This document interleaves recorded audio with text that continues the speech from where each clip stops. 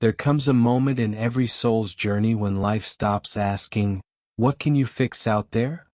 and instead whispers, "What can you remember and hear?"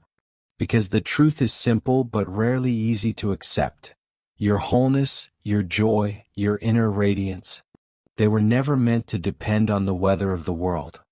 Some people spend their entire lives rearranging the outer landscape, hoping it will finally match the picture of peace they hold inside. But peace doesn't come from the landscape. It comes from the one who is looking.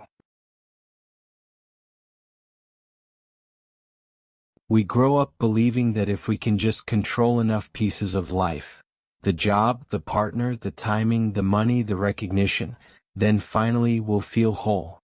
But the outer world is a wild ocean. It shifts. It moves. It refuses to obey our expectations. And so we chase. We tighten. We try to force life into a shape that will finally let us breathe. But the more we try to control the uncontrollable, the more fragmented we become. Because every time we say, "I can only be happy when this happens," or "I can only feel safe when that person behaves this way," we hand our inner power to something that was never meant to hold it. We outsource our joy. We outsource our peace. We outsource our wholeness. And then we wonder why we feel empty. But then, something shifts. Not in the world, but in you. Maybe it's a moment of exhaustion. Maybe it's a moment of clarity. Maybe it's a moment of surrender. But suddenly you realize, the world doesn't have to change for me to feel whole. My circumstances don't have to rearrange themselves for me to feel joy.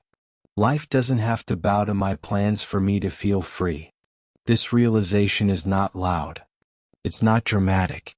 It's not a lightning strike. It's a quiet remembering, a soft returning, a gentle homecoming to the truth you carried all along.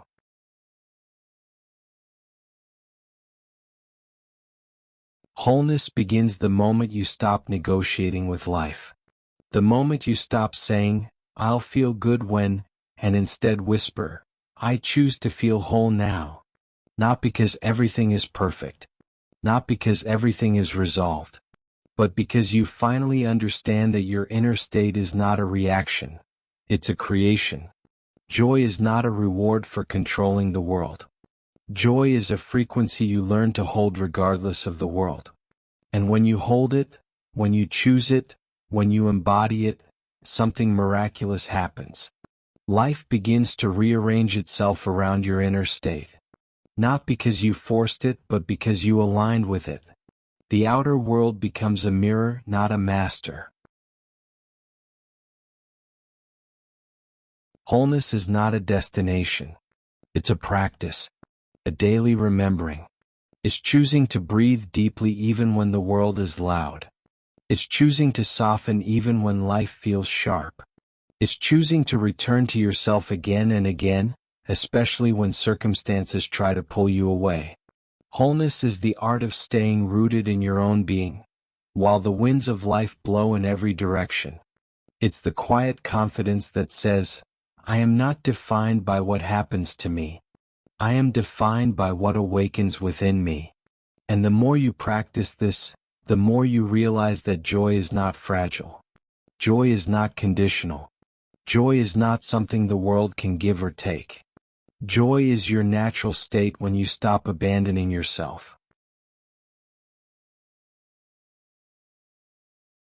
So if you are watching this today, let this be your reminder. You are not here to control the world. You are here to remember who you are within it. You are not here to chase peace. You are here to become peace. You are not here to wait for joy. You are here to generate joy. And when you do, when you return to your own wholeness, life begins to meet you in ways you never imagined. Not because the world changed, but because you did.